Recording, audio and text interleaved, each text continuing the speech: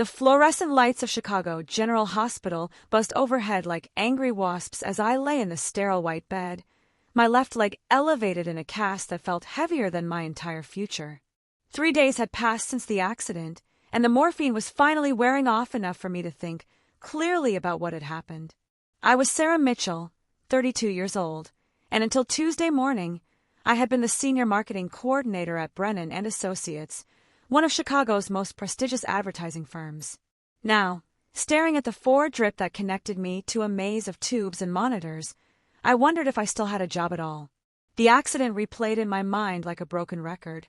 I had been rushing to catch the L train on my way to present our biggest campaign of the year to Meridian Industries, a tech startup that could have been our golden ticket to the big leagues. The presentation had taken me weeks to perfect, every slide crafted with the precision of a Swiss watchmaker. But as I hurried down the rain-slicked steps of the Clark and Lake Station, my heel caught in a crack in the concrete, sending me tumbling down 15 cement steps like a rag doll. The sound of my legs snapping still echoed in my ears. The screams, I realized later, had been my own. My phone had shattered in the fall, along with my laptop bag and apparently my career prospects. By the time the paramedics arrived, Meridian Industries had already been waiting in our conference room for 45 minutes. By the time I was stabilized in the emergency room, they had walked out, taking their $15 million account with them. Outside my hospital window, Chicago's skyline stretched endlessly under a gray October sky. The Willis Tower pierced through low-hanging clouds, and somewhere in one of those glass monuments to capitalism, my colleagues were probably already dividing up my responsibilities like vultures picking at roadkill. I had worked at Brennan and Associates for 7 years, climbing from junior assistant to senior coordinator through sheer determination and countless 18-hour days. I had sacrificed relationships, missed family gatherings, and turned down more social invitations than I could count, all in the name of building something meaningful. The irony wasn't lost on me that it could all disappear because of 15 concrete steps and a moment of clumsiness. My mother had flown in from Milwaukee the day after the accident, her worried face a constant presence beside my bed. She had tried to convince me that everything would work out, that good companies take care of their employees during medical emergencies. But Mom had worked for the same small-town insurance company for 30 years.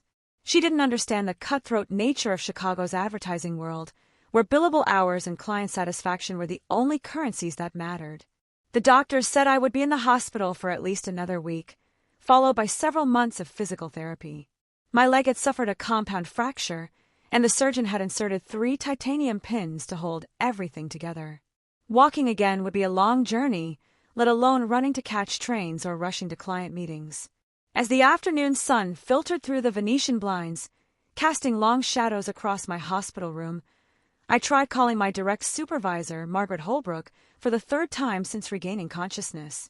Each call had gone straight to voicemail, and her responses had been increasingly terse text messages. Focus on healing.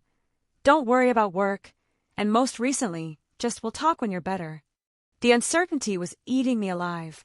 In 7 years, I had never taken more than 3 consecutive sick days. I had worked through stomach flu, migraines, and even food poisoning that had left me green around the gills.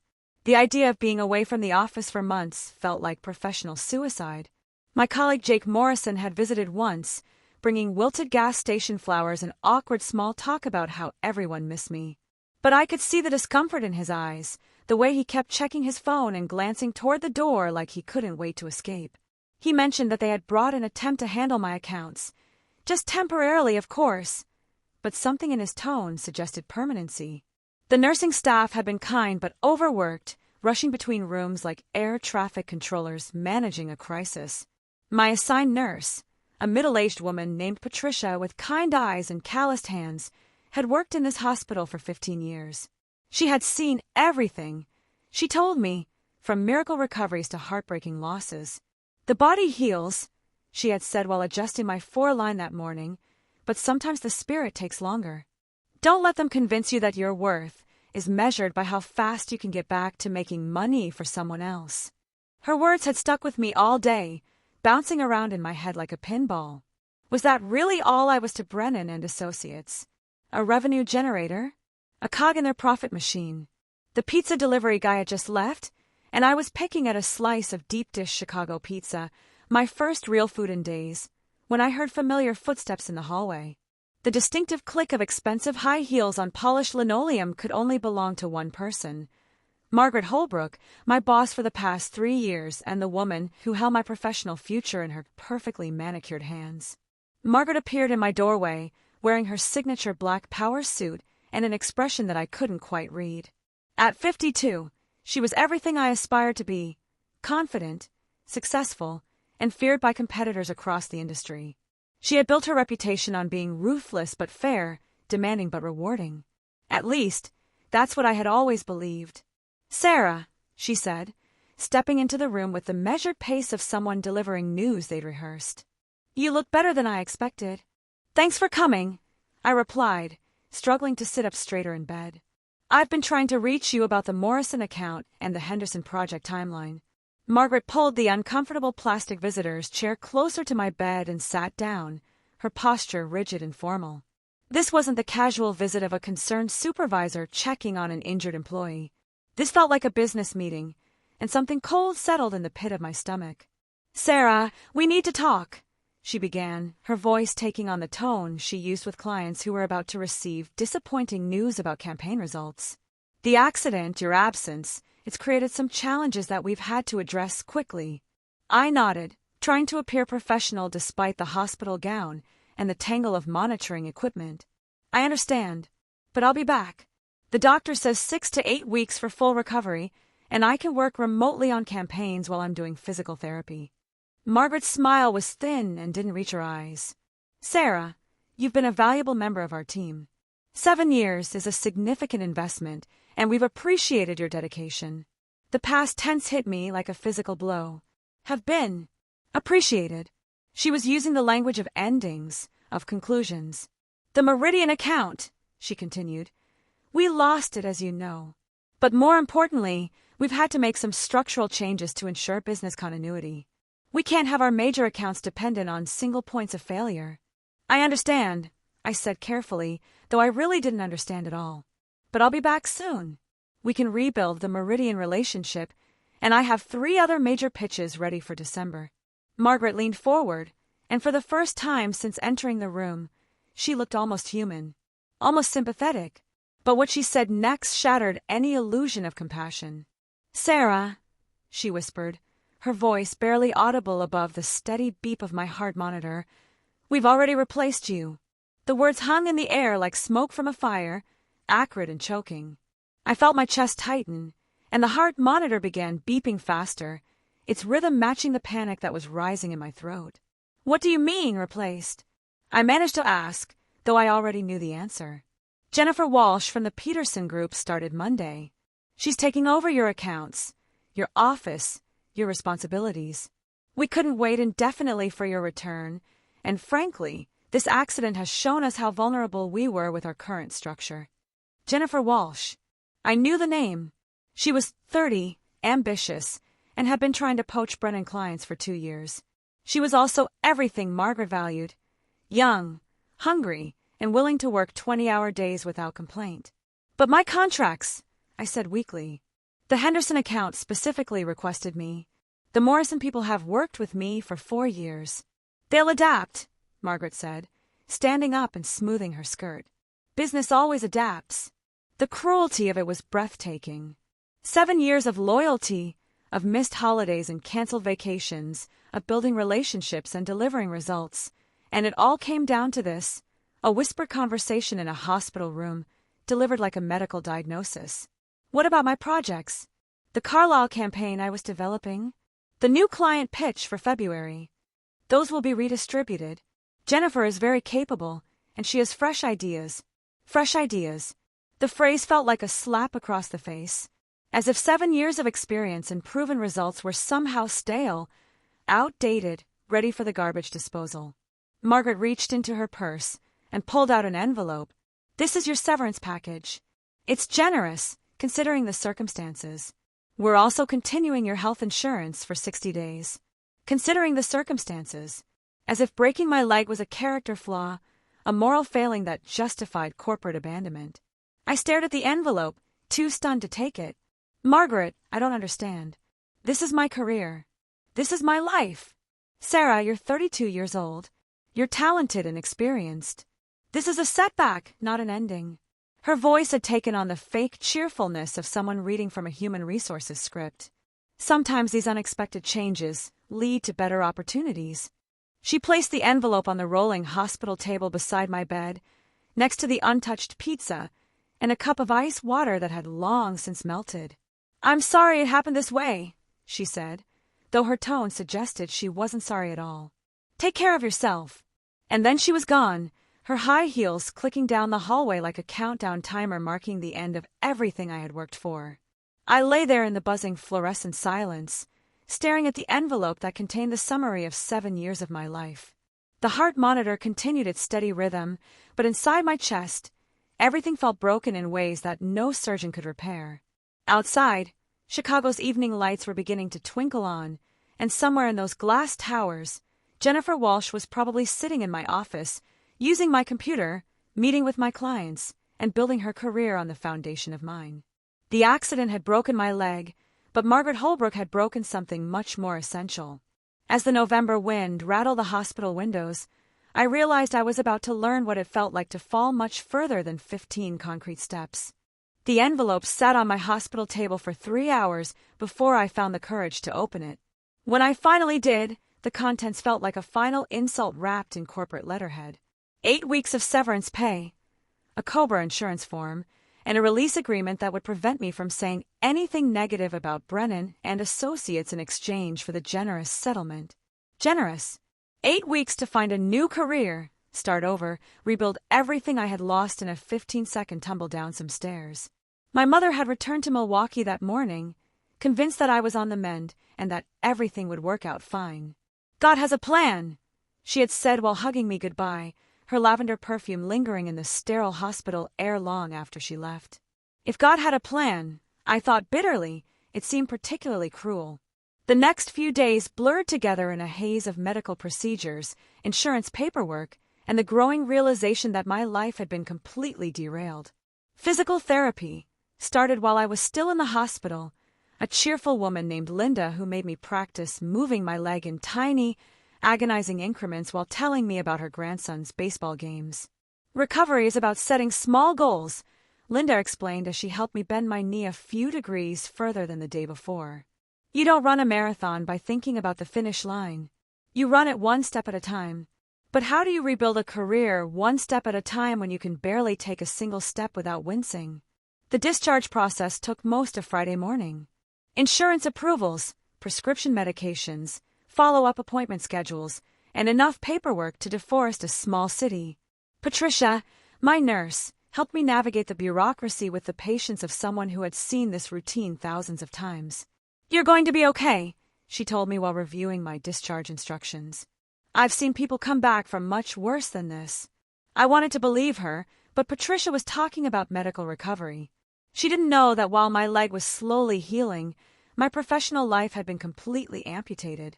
My apartment was a 1-bedroom unit in Lincoln Park, a neighborhood I had chosen specifically for its proximity to the Brennan and Associates office. The rent was astronomical by any reasonable standard, but I had justified it by calculating the time and money saved on commuting. Now, as the taxi driver helped me hobble up to my 3rd-floor walk-up, those calculations felt like cruel jokes. 3 flights of stairs had never seemed insurmountable before. Now, with crutches and a cast that seemed to weigh more than a small refrigerator, each step was a reminder of how dramatically my world had changed. By the time I reached my apartment door, I was sweating and breathing hard, and the simple act of turning my key in the lock felt like a monumental achievement. Inside, my apartment looked exactly as I had left it 10 days earlier. My work clothes still draped over the bedroom chair, coffee cup still sitting in the sink, stack of campaign proposals still spread across my dining room table.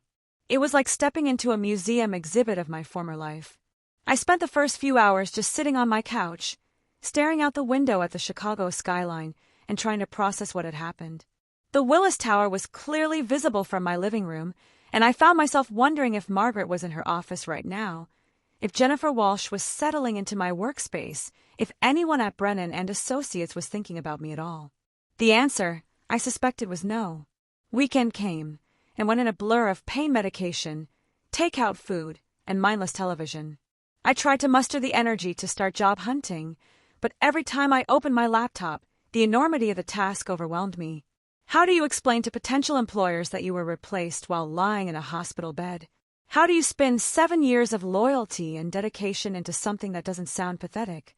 Monday morning arrived gray and drizzling, typical November weather in Chicago. I had always loved this time of year, the way the city prepared for winter like a fortress getting ready for siege. But now, watching office workers hurrying past my window toward their jobs and their futures, I felt like I was on the outside of everything I had once been part of. My phone had been mysteriously quiet since the accident. In my previous life, Monday mornings meant dozens of emails, phone calls from clients, and the familiar chaos of campaign deadlines. Now, the silence felt deafening. I scrolled through my contacts, realizing how few real friends I had outside of work. 7 years of 18-hour days had left little time for maintaining relationships that didn't directly contribute to my professional advancement. Jake Morrison, my former colleague, had texted once since visiting the hospital, "Hope you're feeling better," followed by a smiley face emoji. No follow-up, no updates about the office, no genuine concern. I was beginning to understand how completely I had isolated myself in pursuit of career success. The job search felt like learning a new language. Online applications, LinkedIn updates, networking events that I couldn't attend anyway because of my limited mobility. The advertising industry was smaller than people realized, and word traveled fast. Within a few days of starting my search, I began to suspect that Margaret had made some phone calls, spread some carefully worded warnings about my reliability and commitment issues. 3 weeks into my new reality, I had managed exactly 2 phone interviews and 0 in-person meetings. Both phone conversations had started promisingly, but ended with vague promises to keep in touch and consider me for future opportunities. The rejection emails that followed were polite, professional, and utterly devastating. My savings account, healthy by most standards, was evaporating with the speed of ice cream in August. Rent, utilities, student loan payments, and medical expenses that insurance didn't cover were consuming my financial cushion at an alarming rate. For the first time in my adult life, I found myself calculating whether I could afford both groceries and prescription medications in the same week. The physical therapy sessions had become the highlight of my week, not because I enjoyed the pain and frustration of rehabilitation, but because they were the only appointments I had, the only place where I was expected to be somewhere at a specific time. Linda had become something like a therapist, listening to my fears about the future while helping me work through the mechanical process of learning to walk normally again. "You're stronger than you think," she told me during one particularly difficult session, as I struggled to walk the length of the rehabilitation center without crutches. "I've worked with car accident victims, war veterans, and people who thought they'd never walk again. You're going to get through this." But Linda was focused on my leg, not my spirit. She didn't understand that while my bones were healing, everything else was falling apart. It was during my 4th week of unemployment that I decided to take a walk through downtown Chicago, my first real venture back into the business district since the accident. I was using a walking stick now instead of crutches, and my leg was strong enough to handle short distances as long as I didn't push too hard. The streets looked the same but felt completely different. I was no longer part of the river of purposeful professionals flowing between meetings and deadlines. Instead, I was an observer, a tourist in the life I used to live. When I passed the Brennan and Associates building, I felt a mixture of nostalgia and nausea that nearly sent me to the nearest bench. Through the floor-to-ceiling windows, I could see the familiar buzz of activity, people I had worked alongside for years. And there, in what used to be my office, I caught a glimpse of Jennifer Walsh, gesturing enthusiastically during what looked like a client presentation. She was wearing one of those power suits that I used to wear, projecting the confidence and competence that I had once taken for granted. For a moment, I considered going inside, saying hello to former colleagues, pretending that this was all temporary and that I'd be back soon. But the security guard in the lobby, someone who had greeted me by name for 7 years, looked right through me like I was invisible. I realized then that I truly didn't belong there anymore. That evening, sitting in my apartment with a frozen dinner and a glass of wine that I probably couldn't afford, I called my mother. She answered on the second ring, her voice bright with the artificial cheer of someone trying to maintain morale. "Sarah, how are you feeling, sweetheart? Is your leg getting better?" "It's healing," I said, though I wasn't sure I was talking about my leg anymore. We talked for 20 minutes about nothing important: the weather, her neighbor's new dog, a recipe she had seen on television. Normal conversation that felt like a lifeline to a world where problems were small and solvable. "Mom," I said finally, "what if I can't find another job? What if I'm not as good at this as I thought I was?" There was a long pause, and when she spoke again, her voice was gentler, more honest than her usual optimism. "Sarah, you've been working so hard for so long that you've forgotten who you are outside of that office. Maybe this is a chance to remember." After we hung up, I sat in my living room as the city lights twinkled on outside my window. Chicago spread out before me like a circuit board, millions of lives intersecting and diverging in patterns too complex to understand. Somewhere out there were opportunities one hadn't considered, paths I hadn't explored, versions of myself that I hadn't allowed to exist. But at that moment, in the darkness of my apartment with my leg throbbing and my bank account shrinking, those possibilities felt as distant as the stars. I was about to learn that sometimes you have to fall all the way to the bottom before you can find the strength to climb back up. And sometimes, the bottom is much deeper than you ever imagined possible. 6 weeks into my new reality, I had developed a routine that revolved around managing disappointment. Morning coffee while scanning job boards, afternoon physical therapy sessions that left me exhausted and frustrated, evening phone calls to my mother where I pretended to be more optimistic than I felt. The pattern was becoming as rigid as my former office schedule, just with significantly less purpose or hope. It was a Thursday in early December when everything changed. Chicago had been hit by an early snowstorm that left the city looking like a postcard, beautiful but treacherous for someone still learning to navigate on an unreliable leg. I had spent the morning applying for positions that were either beneath my qualifications or completely outside my experience, the job market equivalent of throwing darts in the dark. The doorbell rang at exactly 2:47 p.m. I know the precise time because I had been staring at the clock, calculating how many hours until my next physical therapy appointment, trying to fill the empty spaces that used to contain meetings and deadlines and the comfortable chaos of professional purpose. I wasn't expecting anyone. Food deliveries came to the lobby, and the mailman had a key to the building. My mother was in Milwaukee, and I had successfully isolated myself from most social connections during my years of career obsession. The bell rang again, more insistent this time, and I hobbled toward the door with a mixture of curiosity and irritation that comes with unexpected interruptions. Through the peephole, I could see a young man in a brown uniform holding a large floral arrangement and what appeared to be an envelope or small package. A delivery that was clearly intended for my apartment, not dropped at the wrong door by mistake. "Sarah Mitchell," he asked when I opened the door, consulting his electronic clipboard with the efficiency of someone who made dozens of similar deliveries every day. "That's me," I replied, wondering if my mother had sent flowers as some kind of encouragement gesture. She had been making increasingly creative attempts to lift my spirits, from care packages filled with homemade cookies to magazine subscriptions that arrived with handwritten notes about new opportunities. "Delivery from Brennan and Associates," the young man said, handing me the arrangement and a small envelope with my name written in elegant script across the front. My heart did something complicated in my chest, a combination of acceleration and stopping that left me feeling dizzy. Brennan and Associates. The company that had discarded me like outdated office equipment was sending me flowers? The arrangement was substantial and expensive. White roses, lilies, and some exotic flowers I couldn't identify, arranged with the kind of professional artistry that suggested serious money. The envelope was heavy, cream-colored paper that felt substantial between my fingers. "Have a nice day," the delivery man said, already heading back toward the elevator, his part in this mystery completed. I closed the door and stood in my living room holding the flowers, afraid to open the envelope. Were these some kind of sympathy flowers? A guilt offering for Margaret? An elaborate way of making their betrayal seem less cruel? The arrangement had a small card attached with a gold ribbon. I pulled it free with trembling fingers and read, "With admiration and respect for your contributions to our industry. Looking forward to new opportunities." New opportunities. The phrase that had become the cruelest joke in my vocabulary, the empty promise that every rejection letter contained. I set the flowers on my dining room table and stared at the envelope. Whatever was inside would either explain the strange gesture or make it even more confusing. My name was written in handwriting I didn't recognize, not Margaret's precise script or the casual scrawl of anyone else I knew from the office.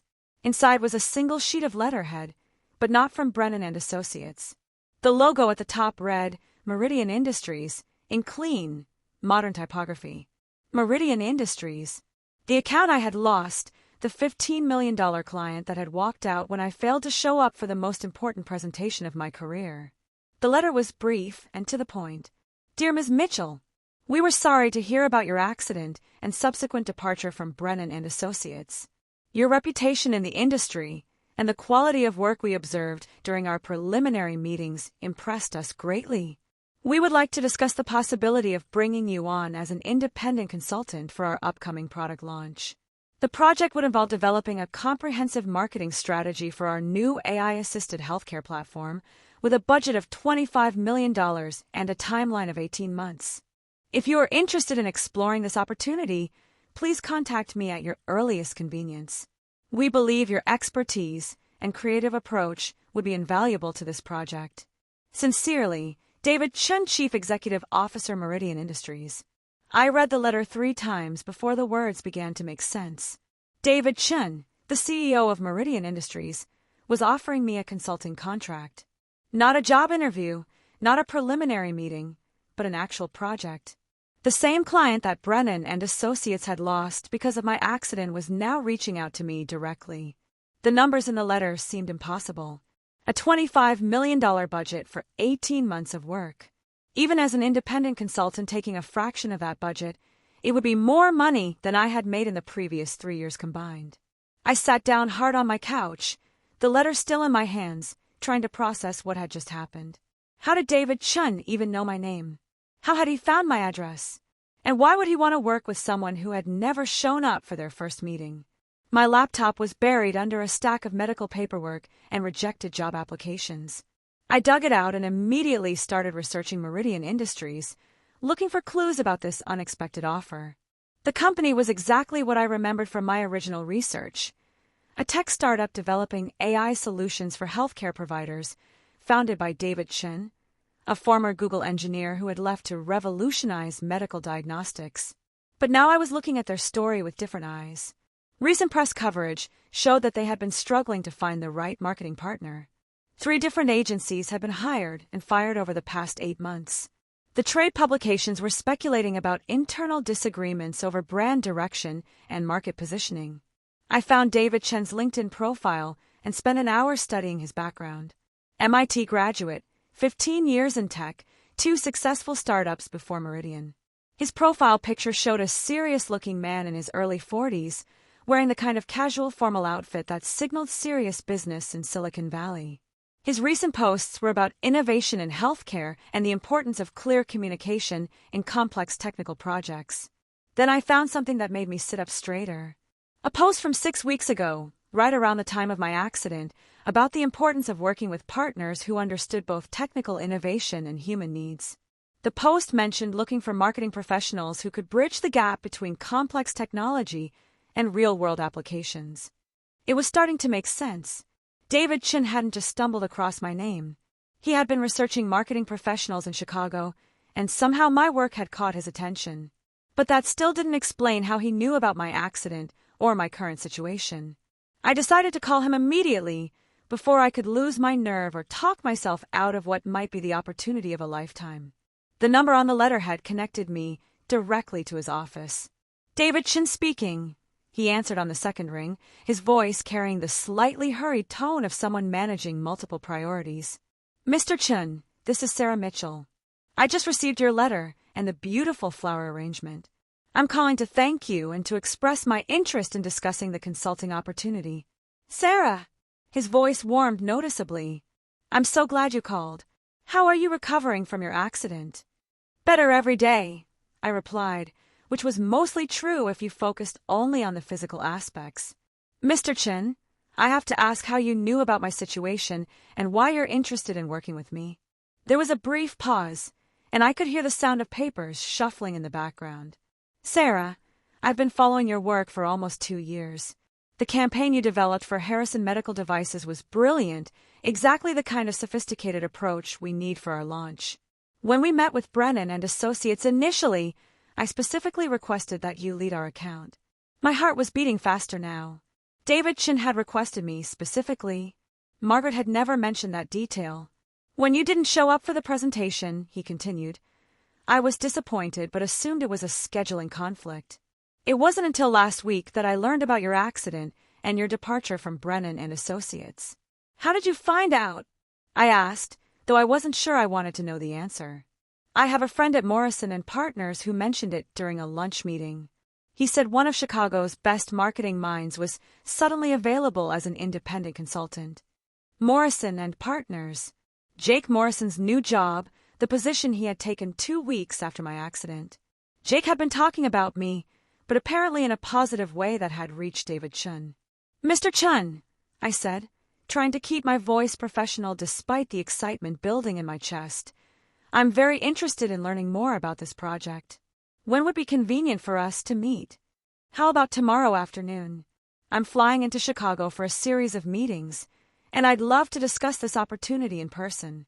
Are you available around 3 p.m.? Tomorrow afternoon. Less than 24 hours from now, I would be sitting across from the CEO of a $200 million company discussing a project that could completely change my life. The same project that I had missed because of my accident was now being offered to me directly." "That would be perfect," I said. "Should I come to your office?" "Actually, I was thinking somewhere more comfortable. Are you familiar with the Ritz-Carlton downtown? There's a quiet restaurant on the 3rd floor that would be perfect for a business discussion." The Ritz-Carlton. I hadn't been inside a hotel that expensive since my company's last Christmas party, back when I had a company and a reason to celebrate. "I'll be there," I said. "Excellent. And Sarah, bring your ideas. I want to hear your thoughts on how we should approach this launch." After we hung up, I sat in my living room holding the phone and staring at the flower arrangement that had started this incredible turn of events. 30 minutes ago, I had been calculating whether I could afford groceries this week. Now I was preparing for a meeting that could solve all my financial problems and give me back the professional purpose I had lost. But as the initial excitement began to settle, questions started forming in my mind. Why had Margaret never mentioned that David Chun specifically requested me for the Meridian account? Why had she let me believe that losing this client was entirely my fault? And why had she been so quick to replace me instead of trying to rebuild the relationship? I thought about Jennifer Walsh, sitting in my former office, handling my former accounts. Did she even know that the CEO of Meridian Industries had wanted to work with me specifically? Did Margaret? The flowers sat on my dining room table like a beautiful mystery, white roses and exotic blooms that smelled like new possibilities. Tomorrow, I would find out if this was the beginning of a comeback story or just another elaborate way for the universe to demonstrate how unpredictable life could be. Either way, for the first time in 6 weeks, I had somewhere important to be tomorrow afternoon. I spent the morning of the meeting alternating between excitement and terror, trying on every professional outfit I owned and realizing that most of my wardrobe had been designed for a corporate office environment, not for impressing the CEO of a major client while walking with a slight limp and the lingering uncertainty that comes with being recently unemployed. I finally settled on a navy blue dress that was professional but not overly formal, paired with low heels that I could actually walk in without embarrassing myself. The walking stick had been retired in favor of a slight favor to my right leg, a compromise between mobility and professional appearance. The Ritz-Carlton downtown was exactly as intimidating as I remembered, all marble floors and crystal chandeliers, and the kind of understated luxury that whispers rather than shouts about money. I arrived 15 minutes early, partly because I wanted to collect myself before the meeting, and partly because I was terrified of being late after everything that had happened.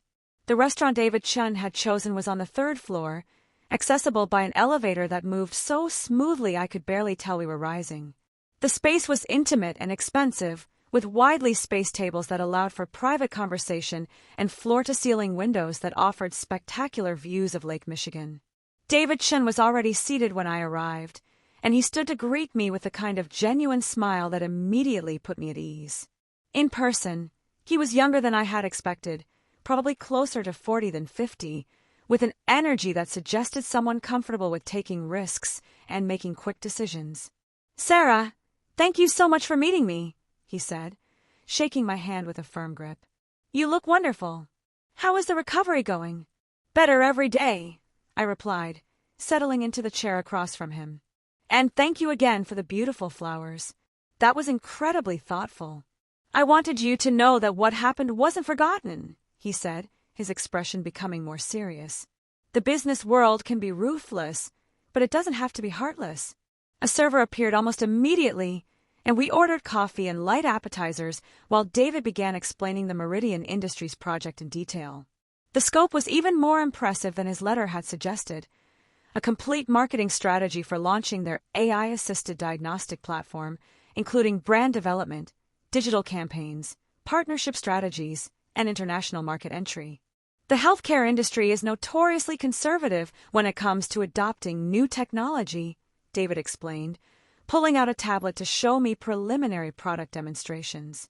Our platform can reduce diagnostic errors by 30% and cut analysis time in half, but convincing hospitals and clinics to change their existing processes requires more than just technical specifications.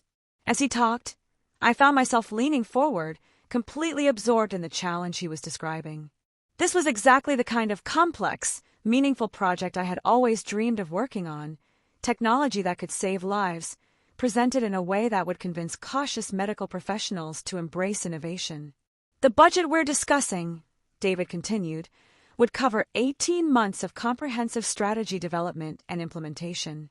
We're looking at $25 million total, with about $8 million allocated for strategy and creative development. $8 million. Even if I took a conservative percentage as an independent consultant, it would be enough to rebuild my financial security and establish myself as a major player in the industry." "David," I said, setting down my coffee cup and looking directly at him, "I have to ask something that's been bothering me since I received your letter. How did you know about my departure from Brennan and Associates?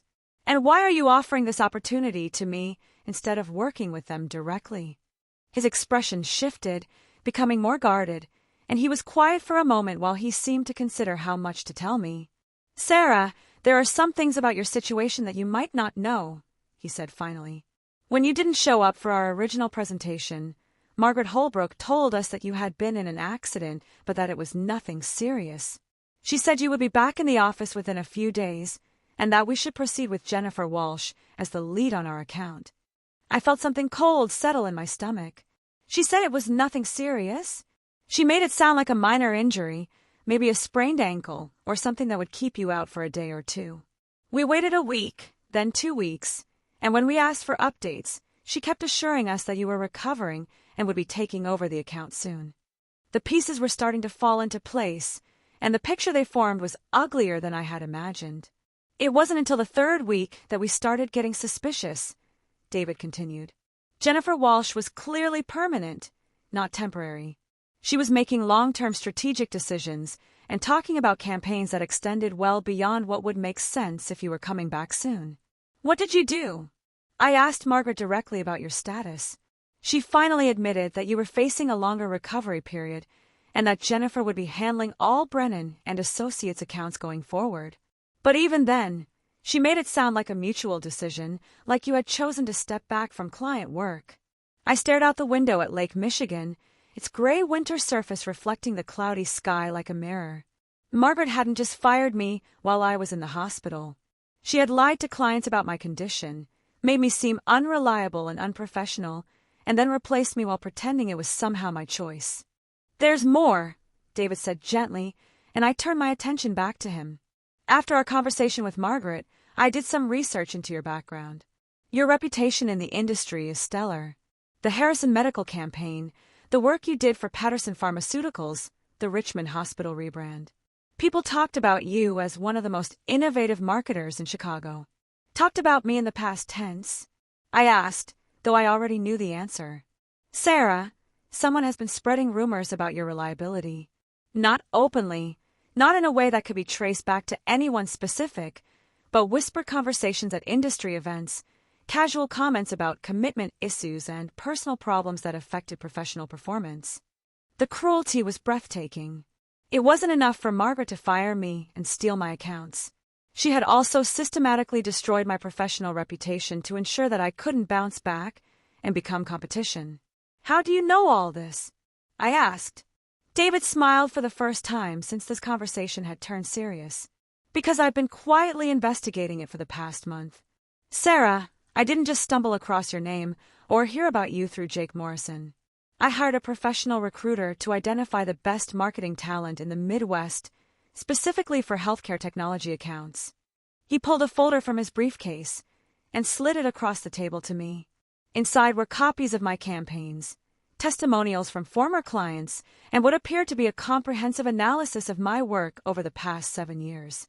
"Your name came up first on every list," he said. "Not just as a good candidate, but as the best candidate." The recruiter couldn't understand why someone with your track record was suddenly available and why other agencies weren't fighting to hire you. "So you investigated." I investigated, and what I found was a pattern of professional sabotage that was both subtle and systematic. Someone was making sure that your reputation was damaged just enough to make other agencies hesitant, but not so obviously that it could be traced back to them. The folder contained documents I had never seen before, copies of emails between Margaret and other agency directors, records of phone conversations where my reliability issues were mentioned in passing, and a timeline that showed how quickly the rumors had spread through Chicago's advertising community. "Margaret did all this?" I asked, though the evidence was right there in front of me. "Margaret orchestrated it, but she wasn't working alone.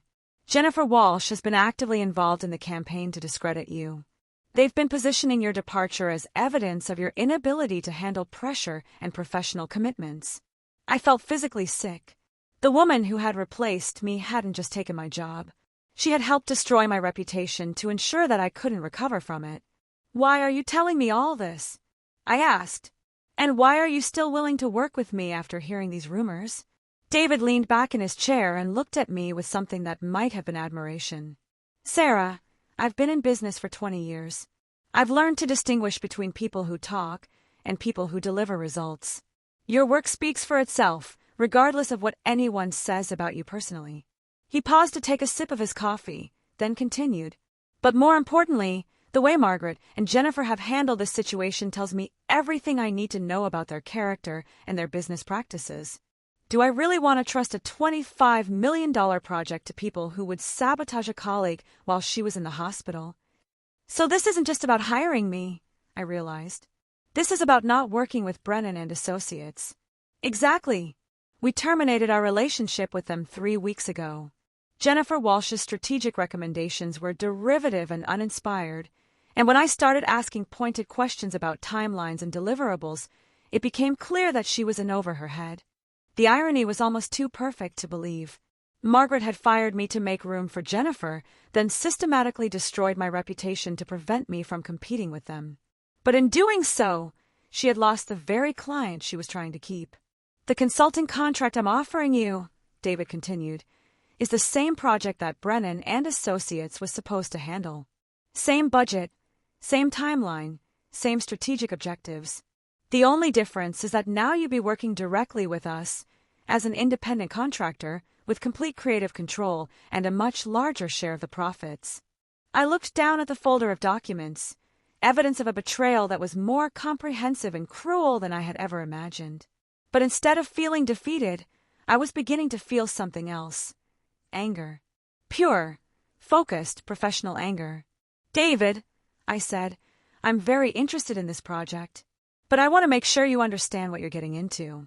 If I take this contract and succeed, it's going to make some people very unhappy." He smiled, and for the first time during our meeting, he looked genuinely amused. "Sarah, I'm an entrepreneur. Making competitors unhappy is basically my job description." We spent the next hour discussing contract details, project timelines, and strategic approaches. David wanted me to start immediately, working from home initially while I finished recovering, then transitioning to a collaborative workspace his company was setting up in downtown Chicago. The financial terms were better than I had dared to hope. A base consulting fee that was double what I had been making at Brennan and Associates, plus performance bonuses tied to campaign success metrics. If the project met its objectives, I would earn more in 18 months than I had made in the previous 5 years combined. "There's one more thing," David said as we prepared to leave. "I want you to know that this offer isn't charity or sympathy for what you've been through. You're getting this contract because you're the best person for the job. What happened to you was unfair and unprofessional, but your response to it has shown me exactly the kind of person I want to work with." As I walked out of the Ritz-Carlton that afternoon, my head was spinning with possibilities. The contract documents were in my purse, along with David's business card and a timeline for the project launch. In less than 2 hours, my life had changed as dramatically as it had the day Margaret visited me in the hospital. But this time, the change was in my favor. I decided to walk home instead of taking a taxi, despite the December cold and my still healing leg. I needed time to process what had just happened, and the familiar rhythm of walking through downtown Chicago helped me organize my thoughts. Margaret Holbrook had tried to destroy my career while I was lying helpless in a hospital bed. She had stolen my clients, replaced me with someone less qualified, and then systematically spread rumors to ensure that I couldn't recover professionally. It was a level of professional cruelty that I hadn't known existed. But she had also made a crucial mistake. In her eagerness to eliminate me as competition and secure the Meridian Industries account for Jennifer Walsh, she had underestimated both my abilities and David Chen's intelligence. Now, instead of handling a $25 million project as a junior employee at Brennan and Associates, I would be running the same project as an independent consultant with complete creative control. The snow was beginning to fall as I reached my apartment building, large flakes that caught the light from the street lamps and made the city look clean and new. 3 flights of stairs no longer seemed insurmountable. They felt like a minor obstacle, easily overcome by someone who had just landed the opportunity of a lifetime. That evening, I called my mother to share the news. Her excitement was infectious, and for the first time in months, our conversation was filled with genuine optimism instead of forced cheerfulness. "I knew something good would come from all this," she said, though I suspected she was as surprised as I was by how dramatically things had turned around. "Mom," I said, "what if this is just the beginning? What if losing my job at Brennan and Associates was the best thing that ever happened to me? Then maybe you should send Margaret Holbrook a thank you card," she replied, and we both laughed at the absurdity of it. But as I sat in my living room that night, reviewing the contract documents and planning my approach to the Meridian Industries project, I realized that my mother might not have been entirely joking. Margaret's betrayal had been devastating, but it had also freed me from a job that was limiting my potential and keeping me trapped in someone else's vision of success. Tomorrow, I would begin working on the biggest project of my career with complete creative freedom and financial compensation that would set me up for years to come. The accident that had seemed like the end of everything had turned out to be the beginning of something much better. Margaret Holbrook had whispered that I had been replaced, thinking she was delivering a death sentence to my career. Instead, she had given me the push I needed to discover what I was really capable of achieving. The flowers David Chen had sent were still sitting on my dining room table, white roses and exotic blooms that now seemed like symbols of rebirth rather than sympathy. Tomorrow, I would start proving that sometimes the best revenge is simply refusing to be defeated. And somewhere across the city, in the office that used to be mine, Jennifer Walsh was probably working late on campaigns that would never match the impact of what I was about to create. The thought made me smile as I turned off the lights and prepared for the first peaceful night's sleep I had enjoyed in months.